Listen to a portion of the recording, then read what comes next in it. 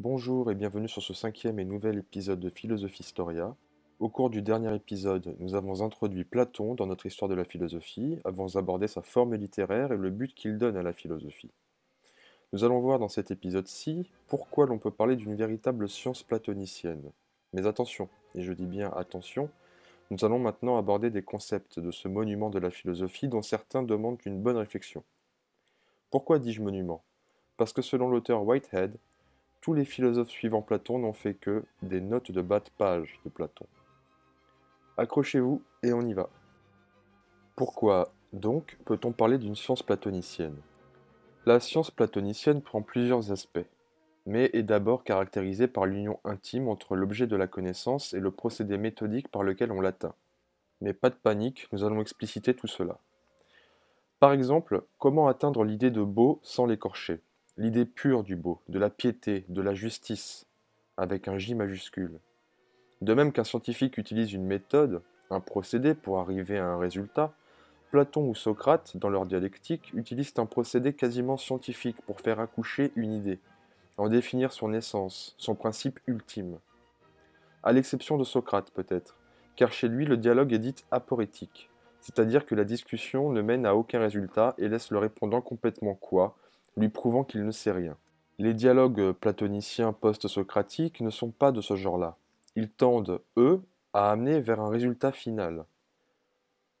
Mais l'idée, ou idéo, ou encore eidos en grec, dont nous parlions au début, concept fondamental chez Platon et dont il faudrait accoucher, qu'est-ce que c'est? Eh bien, c'est par exemple l'idée de courage, de vertu, de piété. L'idée, c'est le caractère unique par lequel une chose est une chose. Par exemple, pourquoi la vertu est-elle vertu? En quoi le courage est-il courage? Ce concept d'idée, c'est ce qui caractérise et réside dans les choses elles-mêmes. Par exemple, qu'est-ce qui fait que le beau est beau, avec un B majuscule? Eh bien, c'est avec l'examen socratique et platonicien, mais surtout platonicien, avec la dialectique donc, que nous pouvons y répondre. Cet examen est quasiment scientifique. Si l'idée résiste à l'examen, examen dont nous avons parlé dans l'épisode précédent en abordant l'idée de dialectique, alors cette idée est juste et vraie et nous vient du, je cite, monde des idées. Cet examen ne s'accommode pas de l'intuition immédiate, ni de révélation d'ailleurs. Et par ailleurs, il est à noter que dans les dialogues socratiques, l'on n'aboutit jamais à l'idée elle-même, car Socrate discipline l'esprit pour enlever à son interlocuteur toutes ses illusions et lui permettre seulement d'atteindre cette idée dans ce qu'elle a de plus pur sans pour autant l'aborder. Disons que Socrate lave l'esprit de son interlocuteur de ses préjugés pour lui permettre de trouver l'idée, et que Platon, lui, avec sa dialectique propre, rentre dans le vif de l'idée. On pourrait dire que l'idée, c'est la pureté d'une chose, son essence même. Qu'est-ce qui fait qu'on reconnaît un lit d'un autre lit? C'est l'idée de lit, sa forme, son utilité. C'est cela, c'est son essence. Mais expliquons plus en détail ce que l'on appelle communément la théorie des deux mondes chez Platon. En effet, Platon sépare le monde des idées du monde dit sensible, c'est-à-dire de nos sens. Autrement dit, les idées seraient dans un monde que nos sens ne peuvent percevoir, mais qui serait la véritable réalité. Et pour atteindre le vrai de cette idée, cette réalité, il faut réfléchir selon une certaine méthode pour atteindre le monde des idées. La théorie des idées chez Platon suppose un empire hypothétique de choses immatérielles, éternelles et immuables. En mathématiques, et je cite là le Ménon 87a, quand on demande au géomètre à propos d'une surface, par exemple, si tel triangle peut s'inscrire dans tel cercle, il répondra: je ne sais pas encore si cette surface s'y prête, mais je crois qu'il est bon, pour le déterminer, de raisonner par hypothèse de la manière suivante. Si cette surface est telle que le parallélogramme de même surface appliqué à une droite donnée soit défaillante de telle surface, le résultat sera ceci. Sinon, le résultat sera cela. Fin de la citation. C'est cela la méthode scientifique. On aboutit à une réponse par un raisonnement. Et on appelle cette méthode une analyse. On peut ainsi dire que la dialectique platonicienne est scientifique en ceci qu'elle analyse selon une méthode l'objet à analyser. Elle cherche à démontrer, et cet objet analysé aboutit à l'idée de cet objet, c'est-à-dire à son essence. Par exemple, pour le beau, il s'agit de trouver le beau en soi. Et si l'analyse vient à dire que tel ou tel objet a priori beau n'est pas beau en soi, si ce n'est pas la beauté pure, alors on dira qu'il participe du beau, mais qu'il n'est pas le beau avec un B majuscule. Aussi, un point crucial chez Platon, c'est son rapport à l'idée de bien, avec un B majuscule encore. Platon dit que la seule explication définitive que l'on puisse donner d'une chose, c'est qu'elle est bonne ou qu'elle participe au bien. La justice et la beauté ne valent rien si on ne sait pas par où elles sont bonnes. Le bien ou idée de bien serait donc une sorte de vertu suprême pour Platon et est représenté par le soleil. Le bien qui est l'idée centrale chez Platon est comme le soleil et la lumière duquel les autres choses sont connues dans leur raison d'être, et à la chaleur duquel elles existent. Je cite, le bien n'est donc pas un être, il est au-delà de l'être, c'est-à-dire dans le monde des idées. Il est là en principe et en puissance, c'est-à-dire maintenant et à venir. Le bien crée l'ordre et la mesure du monde. Le bien est donc une lumière, une possibilité d'accès à la connaissance, puisqu'il est le soleil. Platon affirme également qu'en nous forçant à nous élever à des hypothèses par la seule pensée, c'est-à-dire en dehors des choses sensibles, c'est-à-dire en dehors de nos sens, comme la vue, le toucher, l'odorat, l'ouïe, etc., cela nous attire vers les réalités vraies du monde des idées. Et Platon affirme également qu'avant notre naissance, nous vivions dans le monde des idées, et c'est à notre naissance que nous avons intégré le monde sensible. Mais il nous reste de cette prénaissance un vestige, dans notre esprit, qui a gardé une partie de ce monde des idées. Il affirme que nous pouvons y accéder de nouveau grâce à sa méthode. Et ce qui nous parvient du monde des idées, Platon appelle cela une réminiscence.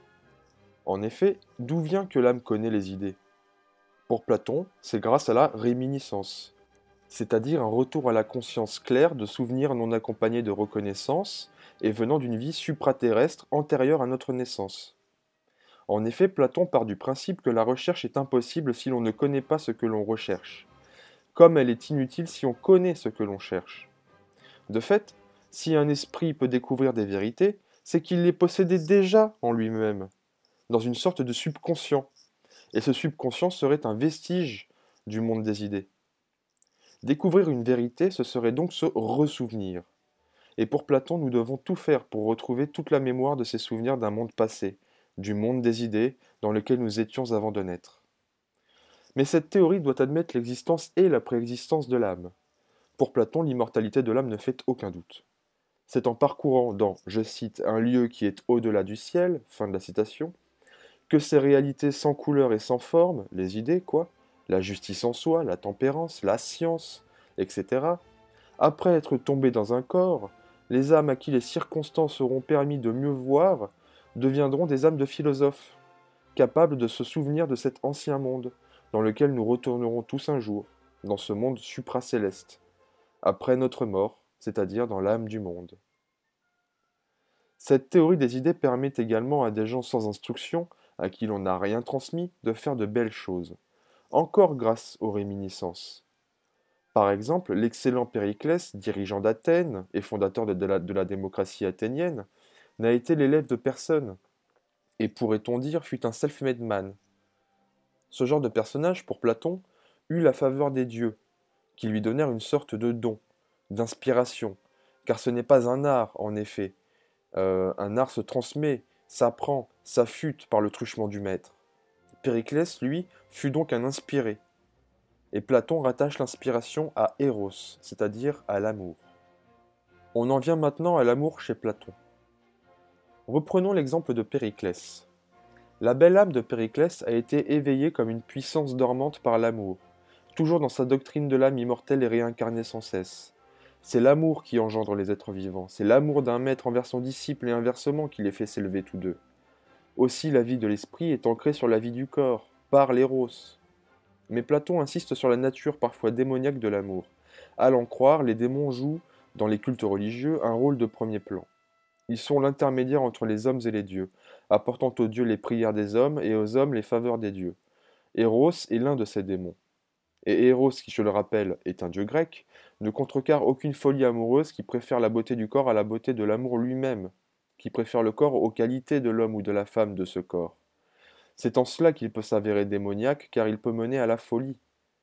Mieux vaut pour Platon que les amants authentiques n'accomplissent pas leur désir charnel, et cela pour mieux élever leur âme. D'où l'idée d'amour platonique. Mais la folie dont nous parlions n'est pas nécessairement mauvaise chez Platon. En effet, la folie du poète possédé par les muses, ou la folie de la Pythie de Delphes, sont des exemples de bonne folie.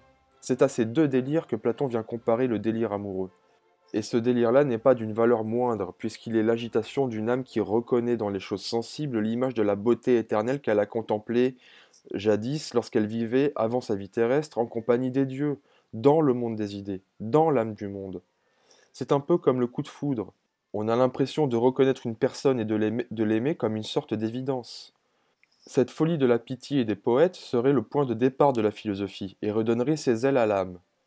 Le thème d'Eros est d'une manière générale celui de l'inspiration divine, mettant à nu le fond affectif de la science platonicienne. On voit là que le mythe relie la vie philosophique à l'ensemble de la destinée humaine, et par là à l'univers entier, qui en est le théâtre.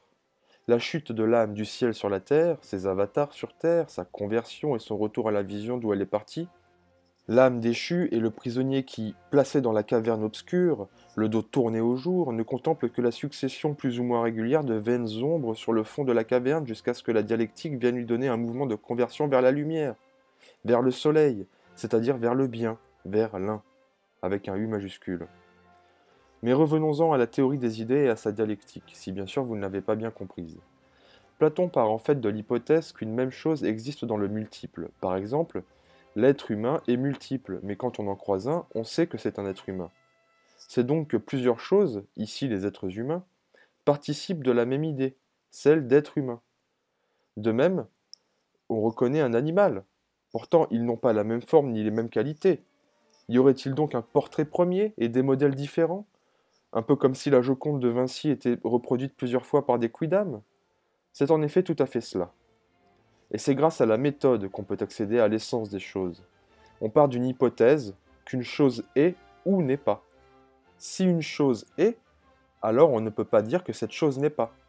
Aussi faut-il trouver les conséquences de l'hypothèse pour la chose qui est et les conséquences dans le cas où cette chose n'est pas. Rechercher les conséquences, c'est rechercher les attributs qu'on donne à l'un ou à l'autre. Par exemple, le tout s'oppose à la partie, le commencement au milieu et à la fin, le droit au circulaire, etc. De fait, si on parle de l'un avec un U majuscule, et si l'on démontre que l'un n'a ni partie ni tout, alors on peut démontrer qu'il n'a ni commencement ni fin. C'est parce qu'il n'a ni commencement ni fin qu'on démontre qu'il n'a pas de forme géométrique, etc., etc. Et des cadres naissent au fur et à mesure de la démonstration. La notion de un s'enrichit peu à peu et on peut la définir précisément par voie de conséquence. L'idée se divise en d'autres idées, qui se divisent en d'autres idées qu'il faut définir, etc. Pour terminer en douceur, après avoir fait travailler vos méninges, j'aimerais tout de même vous conter la très célèbre allégorie de la caverne, sans quoi il manquerait quelque chose à cet épisode. On pourrait dire que l'allégorie de la caverne est un éveil à la philosophie et résume à peu près tout ce que nous venons de dire. La caverne symbolise le monde sensible où les hommes vivent et pensent accéder à la vérité par leurs sens. Mais cette vie ne serait qu'illusion. Le philosophe vient en témoigner par une interrogation permanente à laquelle Platon se livre tout au long de l'œuvre, c'est-à-dire la République, ce qui lui permet d'accéder à l'acquisition des connaissances associées au monde des idées, comme le prisonnier de la caverne accède à la réalité qui nous est inhabituelle. Mais lorsqu'il s'évertue à partager son expérience avec ses contemporains, il se heurte à leur incompréhension conjuguée à l'hostilité des personnes bousculées dans leur confort illusoire, dans leurs habitudes. C'est là l'une des multiples explications de cette allégorie, qui frise d'ailleurs le mythe. Mais c'est la plus connue. L'allégorie de la caverne de Platon est une situation imaginaire racontée au cours d'un dialogue entre deux personnages, Socrate et Glaucon. Socrate imagine des êtres enchaînés dans une caverne de manière à ne pouvoir voir que le fond de celle-ci. Ils ont toujours vécu ainsi et n'ont jamais rien perçu de ce qui se passe plus haut, près de l'entrée, sinon que des ombres projetées et des bruits renvoyés par le mur situé au fond de la caverne. Et pour eux, la réalité, ou plus exactement leur conscience de la réalité, se réduit à ces ombres bougeant sur le mur et les bruits qui les accompagnent. Le personnage de Socrate imagine ensuite que l'un des prisonniers est arraché à sa captivité pour être amené à la surface. Celui-ci commence par se sentir agressé par ce nouveau milieu dont il ne peut immédiatement percevoir les éléments, du fait d'une trop forte clarté. Il s'y accoutume ensuite et prend conscience du soleil, des saisons et des choses. Et s'étant habitué à cette nouvelle perception qu'il juge plus juste, il comprend mieux ce qu'il voyait en captivité.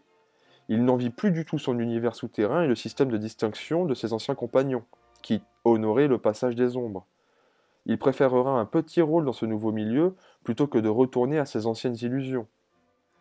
Et s'il y revenait, d'abord déshabitué de l'obscurité, ses compagnons penseraient que sa vue s'est dégradée et qu'il ne faut surtout pas sortir de la caverne.